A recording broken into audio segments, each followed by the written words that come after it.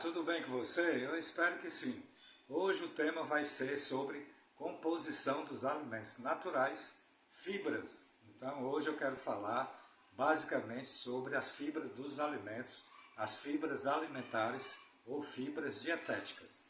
Então, se você gostou do vídeo, deixa like, deixa comentário, compartilha nas suas redes sociais. Isso é muito importante para nós aqui do canal. É o que você pode fazer por nós para que a gente possa vir a crescer aqui nessa plataforma do YouTube. Que o YouTube venha reconhecer esse vídeo como importante para a saúde das pessoas. Então, deixa o like, deixa o comentário e compartilha nas suas redes sociais. Para quem ainda não me conhece, meu nome é Elias Viana, sou nutricionista clínico, atuante na área hospitalar há mais de 25 anos e hoje estou aqui para dar o melhor de mim, para descomplicar essa ciência tão maravilhosa que é a ciência da nutrição. Então, a nutrição é um dos pilares da saúde perfeita.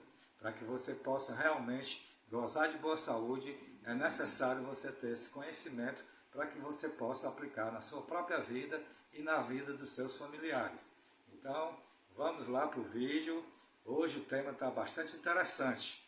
Então, se você quer ter o intestino funcionando em dia, se você quer afastar doenças, se você quer realmente garantir bem-estar, você não pode deixar de consumir os alimentos ricos em fibras, que a gente vai falar todos eles aqui, tá certo? Pelo menos os mais importantes, os mais ricos em fibras.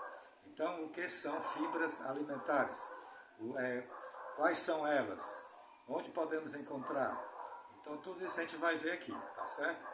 Então, no reino animal, praticamente a gente não tem fibras alimentares, a não ser no exoesqueleto dos crustáceos, dos insetos, dos cogumelos, temos também nos fungos e nas leveduras. A quitina é uma fibra presente nesses tipos de alimentos, né, de origem animal, ou de fungo, ou de levedura. Então, nos fungos, nas leveduras, né, na parede celular dos fungos, dos cogumelos, das leveduras, como a levedura de cerveja, né, e da carapaça dos crustáceos, camarões, lagostas, siri, né, tem a quitina. Só que ninguém come, né, carapaça desses animais, né? Ninguém come casca de siri, né? Ninguém come a casca da lagosta, ninguém come insetos, praticamente quase ninguém come fungos ou cogumelos. Algumas pessoas usam a levedura como um suplemento, né? Rico em vitamina do complexo B. Então, nas leveduras, nos cogumelos ou fungos, nas carapaças de camarão, siri e caranguejo, a gente encontra um tipo de fibra chamado quitina. Essa quitina é utilizada para se retirar a quitosana. A quitosana é um derivado de quitina. Tanto a quitina como a quitosana são fibras de origem animal. Só que praticamente ninguém usa, a não ser na forma de suplementos. A maioria das fibras que a gente usa vem dos alimentos de origem vegetal. E a gente vai ver tudo isso aqui, tá certo? Eu fiz aqui umas anotações, eu preciso colocar meus óculos para poder, né, ver. É bom porque a gente tem um roteiro que a gente vai seguir uma lógica para poder passar esse conhecimento para vocês, tá certo? A composição dos alimentos é muito importante você ter esse conhecimento para que você possa vir a aplicar esse conhecimento na sua prática diária, né? Para você, por exemplo, tratar uma doença, para você tratar um familiar, né, que esteja sofrendo de alguma doença, das que eu vou citar aqui, certo? Você pode prevenir doenças com esse conhecimento da composição dos alimentos naturais.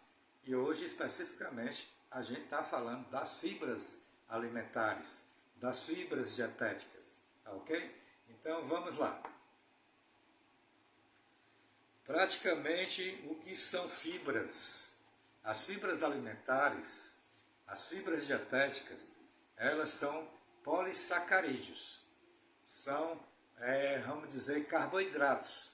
é uma espécie de carboidrato complexo. Por que complexo? Porque ele é formado de milhares de unidades de carboidratos simples. Então, na maioria, são glicose, né, de uma certa forma química.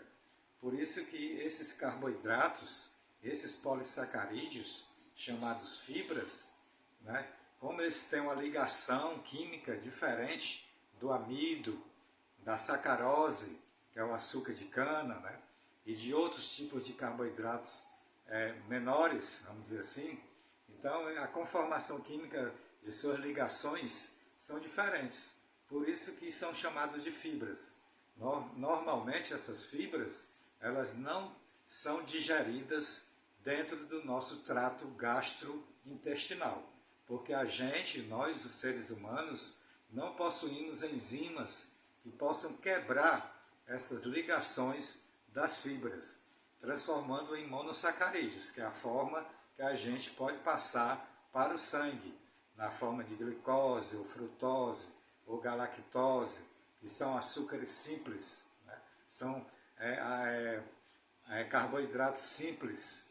Então, a fibra é um carboidrato complexo, por causa da sua estrutura química, que é muito grande, e a forma das suas ligações químicas são diferentes da do amido, porque o amido também é um polissacarídeo complexo, mas ele é diferente, a sua forma química é diferente das fibras, tá certo? Por isso que a gente pode digerir o amido, mas não pode digerir a fibra. A celulose, por exemplo, é uma fibra.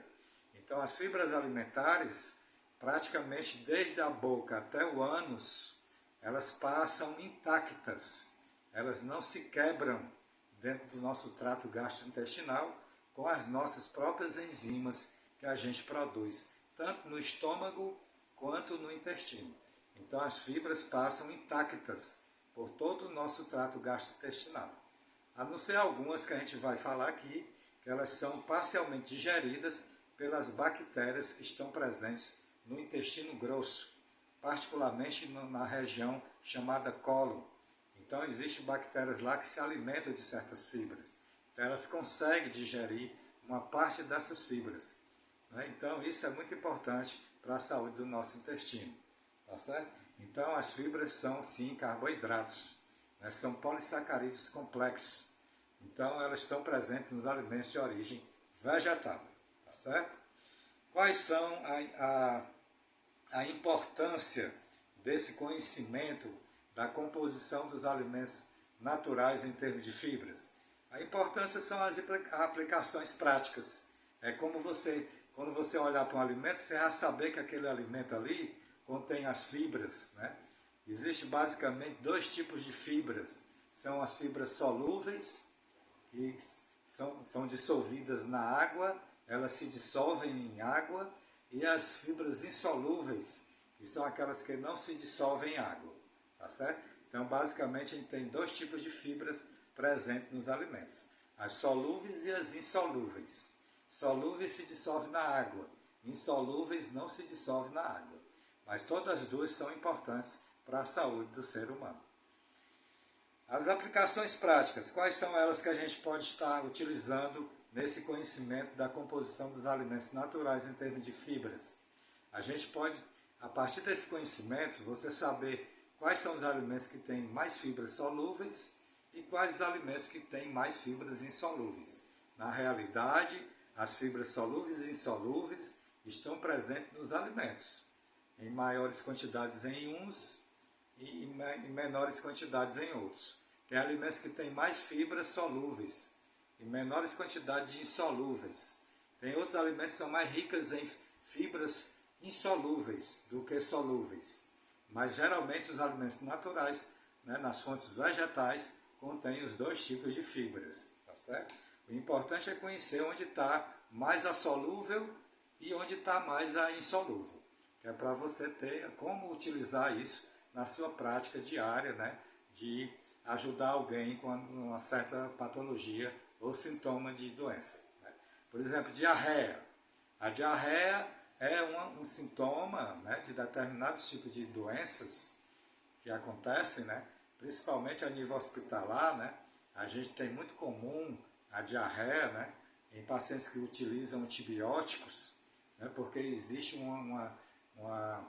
vamos dizer, um desequilíbrio dentro da flora intestinal, né, pelo uso dos antibióticos que matam as bactérias do bem que a gente tem no intestino.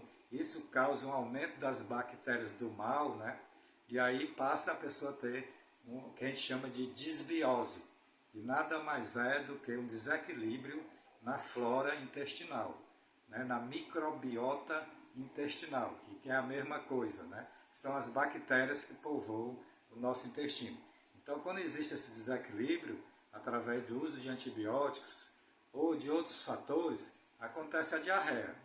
A partir do momento que você conhece o alimento, você vai dar só alimentos, né, que contêm as fibras solúveis para esses pacientes, porque são as fibras solúveis que vai melhorar essa questão da diarreia, dando um descanso para o intestino, para o estômago. Então, o estômago e o intestino vão funcionar de forma mais lenta. Isso faz com que diminua a diarreia. Existe também no hospital, né, também pacientes com constipação intestinal, que é o intestino preso, né? O pessoal chama de intestino preso. Então, a constipação intestinal ou prisão de ventre, né, a gente também trata com as fibras dos alimentos. Então, as melhores fibras para esse tipo de coisa são as fibras insolúveis, que são aquelas que aumentam os movimentos intestinais, aumenta, né, a contratilidade intestinal, fazendo que os intestinos funcionem mais rápido.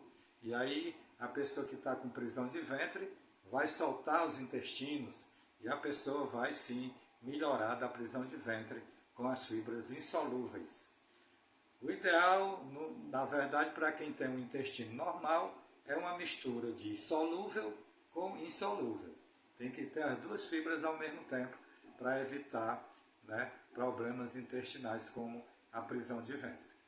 No caso, a pessoa usa mais as fibras insolúveis em caso de constipação, porque eles dão essa movimentação intestinal, fazendo com que o intestino expulse as fezes que estão ali retidas, presas.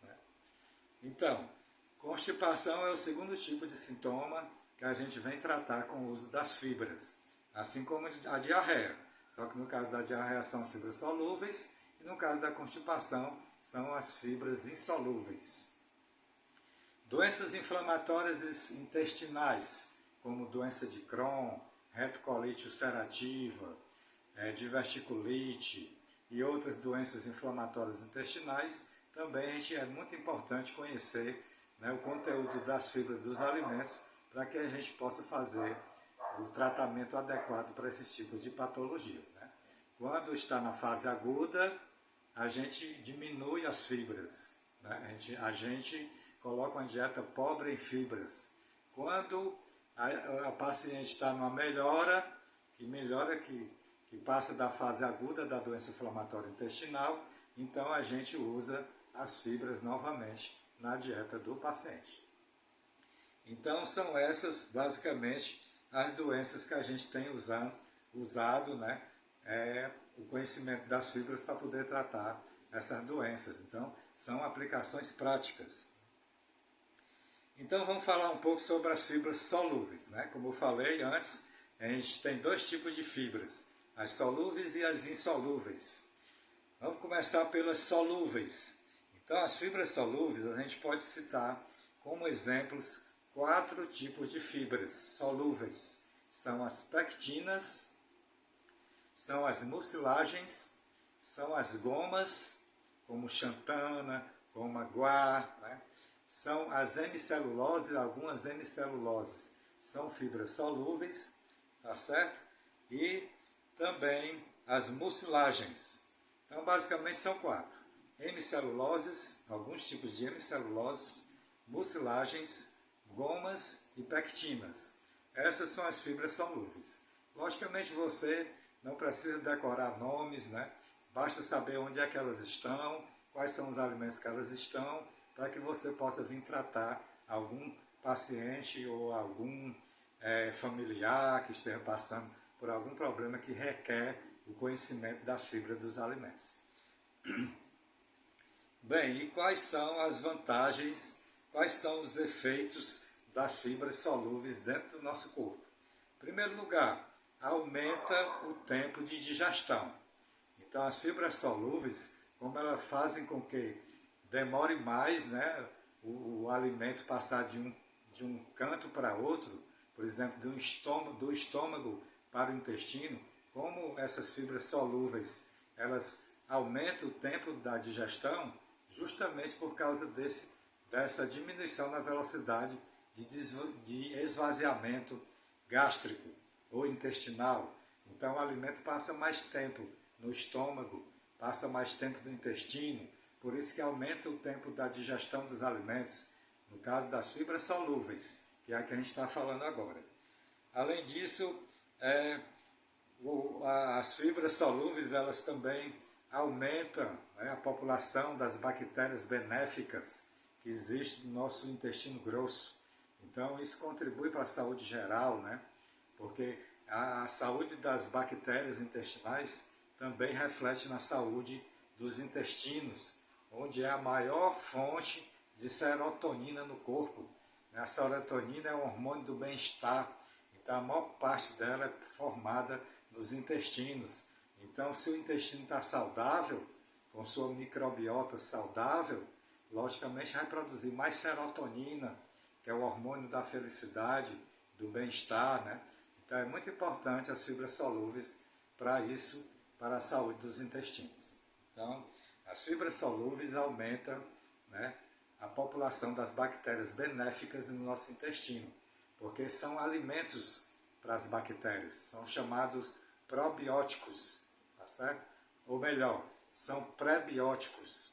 As fibras solúveis são pré-bióticos, quer dizer, são alimentos para as bactérias intestinais.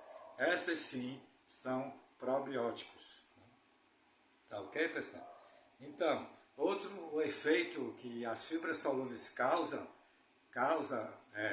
no nosso corpo é a diminuição da absorção do colesterol. O colesterol ele é produzido dentro do nosso corpo a partir dos carboidratos, em sua maioria, e aí ele é excretado uma parte na bile, que vai para o intestino, né, o suco biliar, vai da vesícula biliar, que fica no fígado, e escorre, né, ela segrega ou secreta dentro do intestino, e aí as fibras solúveis agarram, vamos dizer assim, segura, e não deixa esse colesterol ser reabsorvido no intestino, para o sangue. E isso faz com que o colesterol diminua a sua circulação no sangue. Então essa é uma das aplicações também das fibras solúveis. Ela diminui a absorção do colesterol e também da glicose a nível intestinal. Ok? Bem, então no caso das fibras solúveis, devido a elas formar um gel, né, são viscosas e por isso diminui o esvaziamento tanto do estômago como do intestino. Agora vamos falar um pouco sobre as fibras. Não, vamos voltar um pouco sobre as fibras solúveis. Eu gostaria de falar das melhores fontes das fibras solúveis. Esse conhecimento é importante. Não importa a quantidade que ali tenha, mas o importante é você saber que ali são as melhores fontes que têm a maior quantidade das fibras solúveis. Quais são os alimentos? Então, em sua maioria, são os frutos, as frutas em geral, as hortaliças, as leguminosas, que são os feijões, né, feijão carioca, feijão de corda, feijão preto, a fava, né, as leguminosas em geral, né, que são os feijões, a aveia, a cevada, o centeio. Então, esses alimentos que eu falei são as melhores fontes de fibras solúveis. Agora vamos falar das fibras insolúveis. Quais são os efeitos das fibras solúveis dentro do nosso corpo? Então, as fibras solúveis, elas aumentam a motilidade dos intestinos, fazendo com que os intestinos trabalhem mais rapidamente, fazendo com que os intestinos soltem se soltem. Então, se a pessoa tem o intestino preso, logicamente que as fibras insolúveis são as melhores. Então, um dos efeitos das fibras insolúveis são o aumento do volume das fezes e também a maciez das fezes, porque essas fibras vão absorver também água. Então, as fibras insolúveis aumentam o volume fecal. E isso faz com que as fezes fiquem mais macias e faz com que os intestinos trabalhem melhor, mais rapidamente, vamos dizer assim. Quais são as fibras insolúveis? As fibras insolúveis são praticamente 3 tipos de fibras insolúveis. São, em sua maioria, a celulose, a hemicelulose e a leína. A leína é uma fibra insolúvel, presente na parte lenhosa das plantas, do caule das plantas. Então, no caso das melhores fontes das fibras insolúveis, a gente tem os cereais integrais, as hortaliças, as folhas em geral. Então, as verduras cruas também contêm grande quantidade de celulose.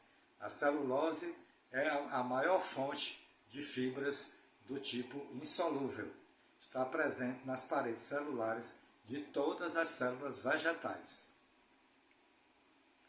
A leinha é a única fibra de origem vegetal que não é um polissacarídeo. Tá certo? Então, a leína não é um glúcide. Então, ela não é um carboidrato. É a única fibra de origem vegetal que não é carboidrato, essa chamada leína. Então, a importância de consumir fibras é o quê? Ela está associada, o consumo de fibras está associado, né, com a menor prevalência, com o menor risco, né, de doenças coronarianas, há um menor risco de diabetes mellitus, há um menor risco de doença hipertensiva, há um menor risco de câncer do colo, né, que é o câncer que dá geralmente na região do intestino grosso, nessa parte chamada colo.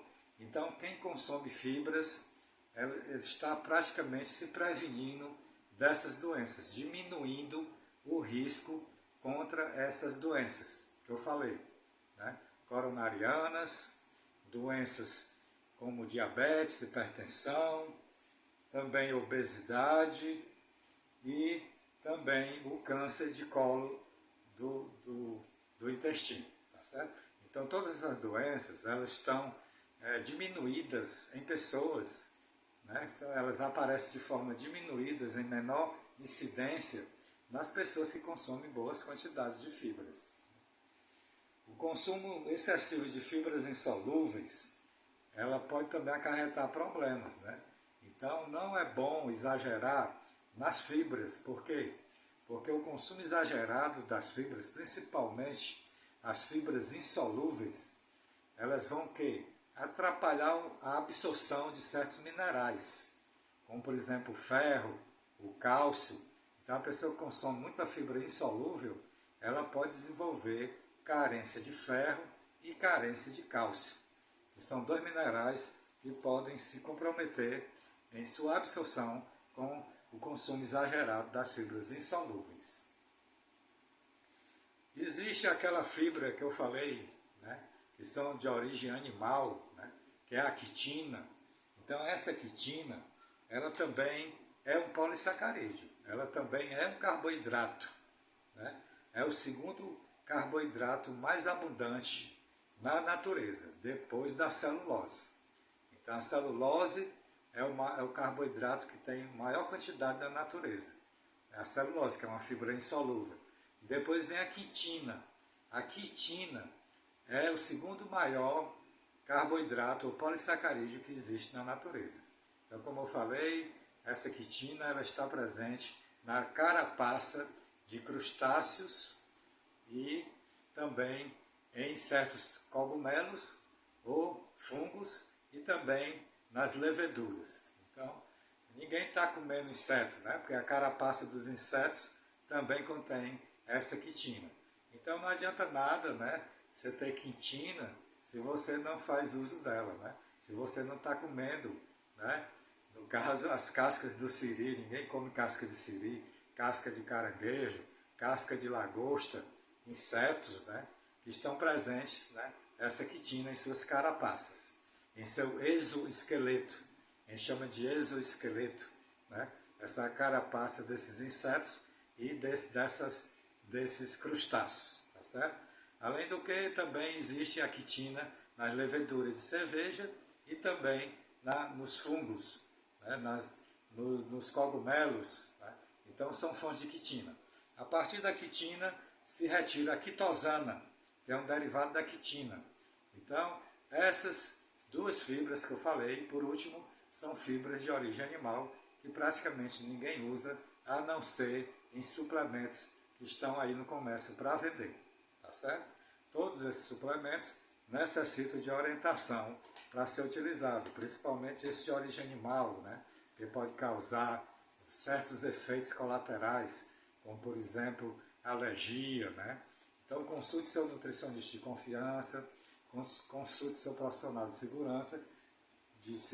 de confiança, para que você possa ser bem orientado com relação a essa questão dos suplementos alimentares. Tá ok, pessoal? E qual é a quantidade por dia que a gente necessita? Então vou dar aqui a dose para adultos. Qual é a dose de fibras para adulto? Então se recomenda uma dosagem de 25 a 35 gramas de fibras por dia, para que a pessoa possa ter um bom aporte de fibras diária. Agora, outra coisa também bastante importante, quem aumenta as fibras nos alimentos, quem consome fibras nos alimentos, tem que, consequentemente, hidratar o corpo, porque senão as fibras vão fazer um efeito contrário. Ao invés dela, né, prevenir a prisão de ventre, ela vai causar a prisão de ventre. Então, quem consome fibras, quem vai aumentar suas fibras na alimentação, tem que também aumentar o consumo de água.